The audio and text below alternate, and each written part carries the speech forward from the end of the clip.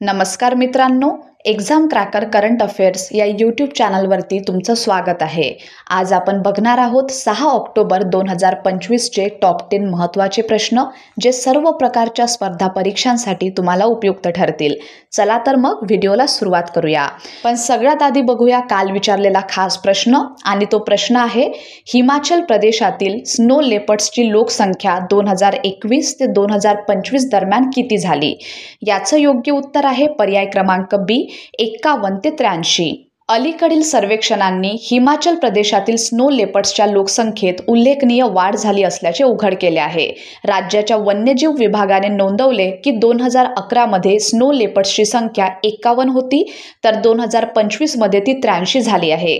या सर्वेक्षणादरम्यान विशेष वन्यजीव शोध देखील नोंदवले गेले, ज्यात किन्नौरमध्ये पेलॉसच्या मांजराचे पहिले अधिकृत दर्शन आणि लाहोलमध्ये उली फ्लाइंग स्क्विरलची पुन्हा सापडलेली उपस्थिती यांचा समावेश आहे. हे सर्वेक्षण नेचर कन्झर्वेशन फाउंडेशनच्या सहकार्याने पार पडले. या प्रयत्नांमुळे हिमाचल प्रदेश भारतातील पहिलं राज्य ठरलं जे वैज्ञानिक आणि व्यापक पद्धतीने स्नो लेपर्ड्सची संख्या मोजण्यात यशस्वी झाले आहे. आता बघूया आजचे टॉप 10 महत्त्वाचे प्रश्न. पहिला प्रश्न आहे, मलेशियाने आपल्या एका बेटाचे नाव कोणाच्या सन्मानार्थ बदलले आहे? या प्रश्नाचं योग्य उत्तर आहे पर्याय क्रमांक ए, झुबिन गर्ग. तर मलेशियाने त्यांचं जे बेट आहे त्याचं नाव बदलून झुबिन गर्ग बेट किंवा झुबिन गर्ग आयलँड असं ठेवलेलं आहे. सिंगापूरने गुगल मॅप्सवर झुबिन गर्ग यांच्या जागतिक प्रभावाच्या सन्मानार्थ ज्या बेटावर त्यांचा दुर्दैवी मृत्यू झाला त्या बेटाचे नाव झुबिन गर्ग आयलँड असे ठेवले आहे. 52 वर्षीय गर्ग यांचे निधन यॉटवरून स्कुबा डायव्हिंग करताना बुडाल्यामुळे झाले. आसामचे प्रसिद्ध गायक, संगीतकार आणि अभिनेता झुबिन गर्ग यांनी केवळ 3 वर्षाच्या वयात गायनास सुरुवात केली होती आणि 1992 मध्ये अनामिका हा त्यांचा पहिला अल्बम प्रदर्शित झाला. दुसरा प्रश्न आहे, भारतीय किनार सुरक्षा दल म्हणजेच ICGचा नॅट पोल रेक्स एक्स सराव कोणत्या ठिकाणी पार पाडला जाणार आहे?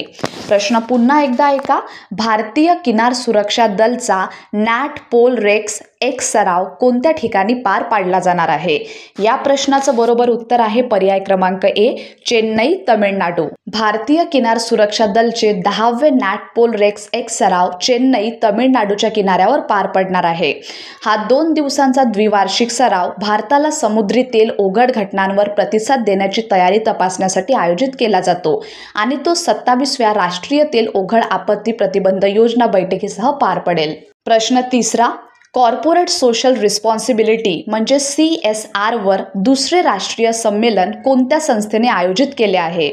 याचं योग्य उत्तर आहे पर्याय क्रमांक ए, भारतीय कॉर्पोरेट व्यवहार संस्थान. भारतीय कॉर्पोरेट व्यवहार संस्थान म्हणजेच Indian institute of corporate affairs नवी दिल्ली येथे कॉर्पोरेट सोशल रिस्पॉन्सिबिलिटी CSR वर दुसरं राष्ट्रीय संमेलन आणि प्रदर्शन आयोजित करणार आहे. हा 2 दिवसांचे संमेलन आदिवासी विकासासाठी CSR उत्कृष्टतेचा लाभ घेणे या विषयावर केंद्रित असेल. याचा उद्देश समावेशी विकासासाठी सरकारी उपक्रम, कॉर्पोरेट धोरणे आणि स्थानिक ज्ञान यामध्ये समन्वय निर्माण करणे हा आहे. चौथा प्रश्न, संध्या शांताराम यांचे निधन वयाच्या कितव्या वर्षी झाले? या प्रश्नाचं योग्य उत्तर आहे पर्याय क्रमांक बी, 94. संध्या शांताराम प्रसिद्ध अभिनेत्री आणि दिवंगत चित्रपट दिग्दर्शक व्ही शांताराम यांच्या पत्नी यांचे वयाच्या 94व्या वर्षी निधन झाले. त्यांनी त्यांचे चित्रपट करिअर 1951 मध्ये आपल्या पती दिग्दर्शित मराठी चित्रपट भूपाळीने सुरू केला. संध्या शांताराम 1955च्या संगीत नाट्य चित्रपट झनक झनक पायडबाजीमधील भूमिकेसाठी प्रसिद्ध झाल्या आणि नवरंग, 2 अंकन 12 हात आणि पिंजरा यासारख्या प्रतिष्ठित चित्रपटांमध्ये त्यांनी काम केले. पुढला प्रश्न आहे, एक्सरसाइज कोकण 2025 कोणत्या देशांच्या नौदलादरम्यान पार पडत आहे? तर जी एक्सरसाइज कोकण 2025 आहे ती पार पडत आहे भारत आणि UK या 2 देशादरम्यान. पर्याय क्रमांक ए हे या प्रश्नाचं योग्य उत्तर आहे. भारतीय नौदल आणि रॉयल नेव्ही यांच्यातील एक्सरसाइज कोकण 2025 भारताच्या पश्चिमेकडील किनाऱ्यावर सुरू झाले.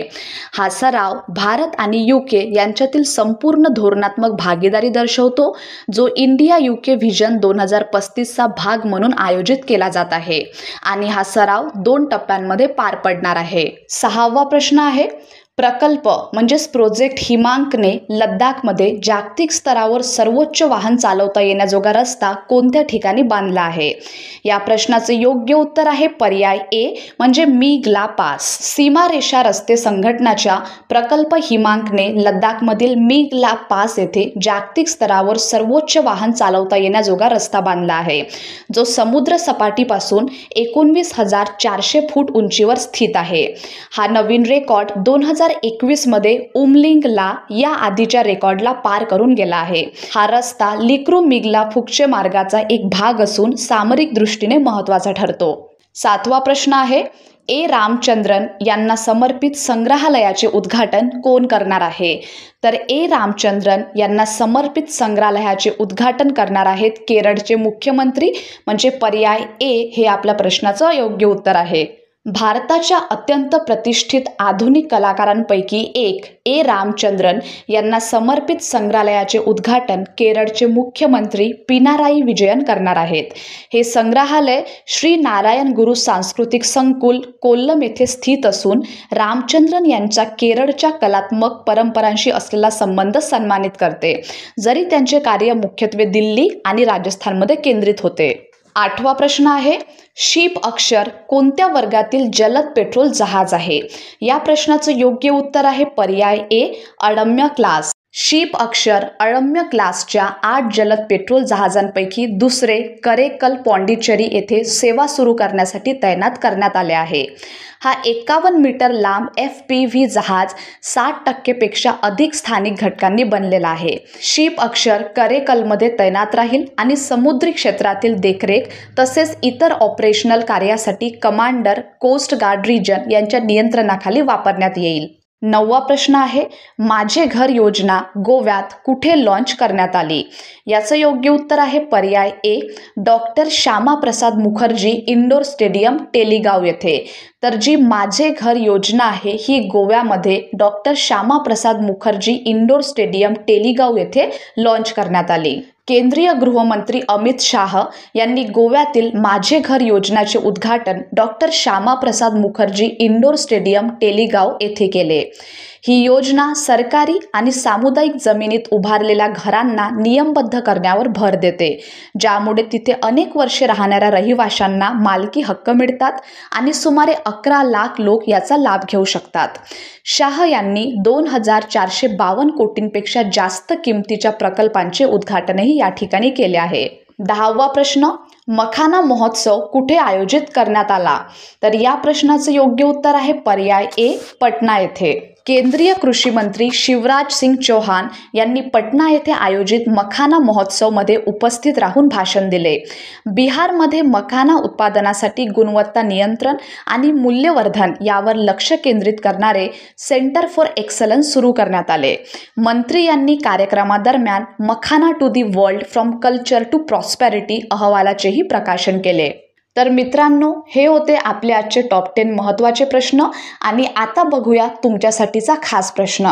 आणि तो प्रश्न आहे, भारतीय राष्ट्रीय महामार्ग प्राधिकरणाने म्हणजेच NHAI राष्ट्रीय महामार्गावर कोणता नवा उपक्रम सुरू केला आहे? या प्रश्नाचं योग्य उत्तर तुम्हा सर्वांना कमेंट बॉक्समध्ये द्यायचं आहे. धन्यवाद.